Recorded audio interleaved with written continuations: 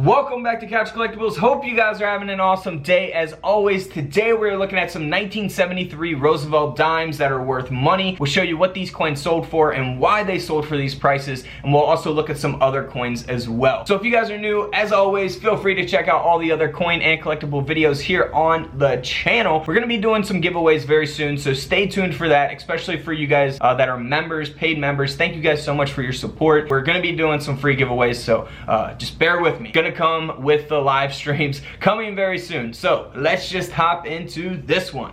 All right, so starting off first here with a mint error coin. This is a 1973 Roosevelt dime that was struck 50% off center. It is graded by Annex at a mint state 63. So the coin grading scale goes up to 70. This is at a 63. 70 is the best grade you can get. This dime ended up selling for over $140.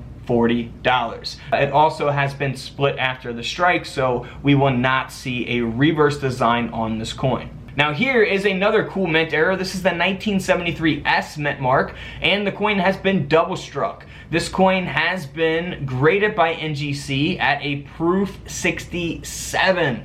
So a big difference between proof coins and regular business strike coins. Business strike coins are typically the coins that you'll find in your everyday pocket change.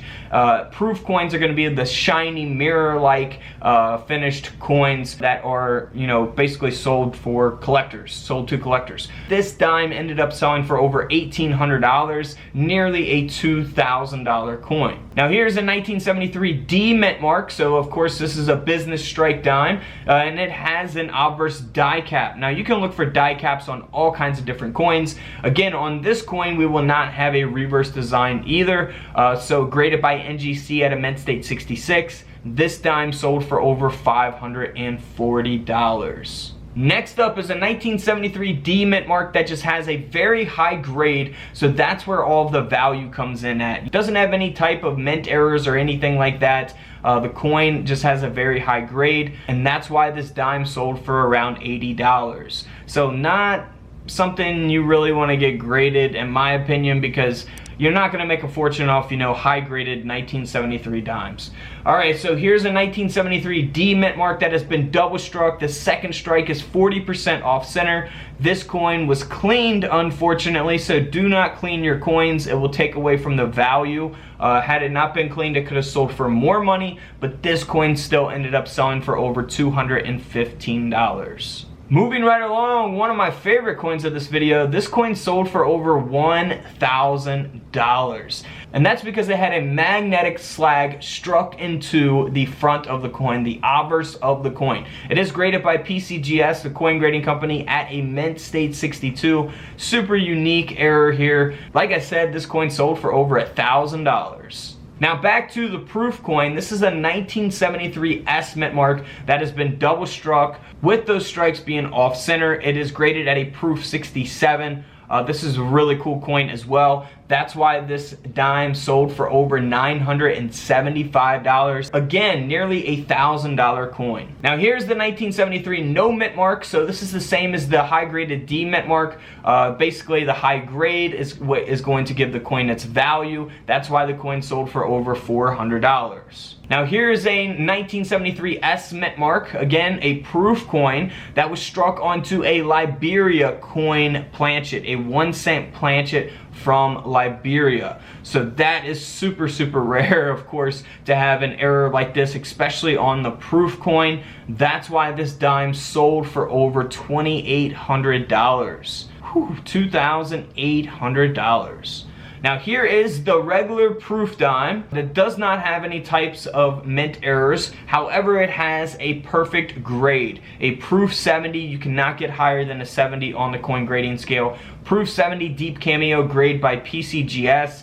This dime sold for over $7,000. Wow. Moving on here to a 1973 D mint mark that has been triple struck. So look at that. Of course, something like this we're not finding in a coin roll, but I'm going to throw it in there because it's a 1973 Roosevelt dime. And this coin sold for over $800. Here are some other dimes that are worth money. Alright, so 1963 Alright, let's start with the double die reverse. So this is going to be the D mint mark. If you're not familiar with where the D mint mark is, it's going to be there on the reverse to the left of the bottom of the torch.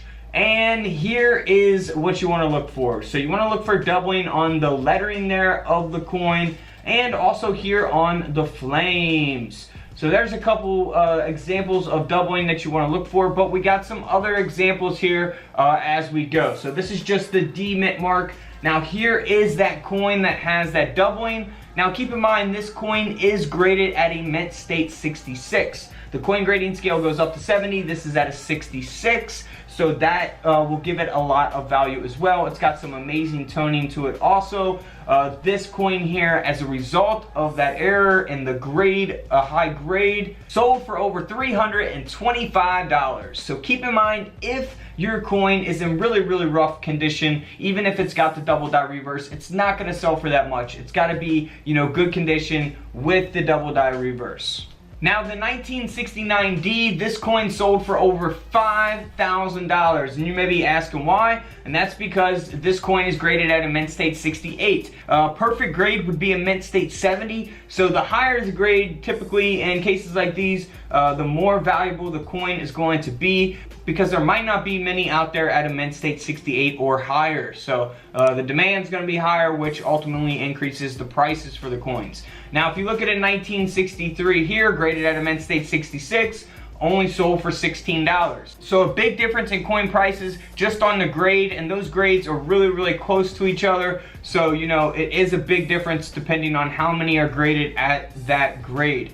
Now also in 1963, on your D mint marks, you want to look for the RPM. So look for that mint mark to be repunched. Here's an example of what that repunched mint mark looks like. Again, you can look for that with your USB coin microscopes. Alright, so you want to look for doubling there on the no mint mark, again on the lettering of the coin, on the date, 1963 itself. Now here is that coin. This coin here only sold for around 40 bucks. So it's not really too valuable, but still an awesome coin to look for. Now also on your 1963 no mint marks, you want to look for a double die reverse. So doubling taking place on the back or the reverse of the coin. And here is some examples of that on the lettering of the back of the coin.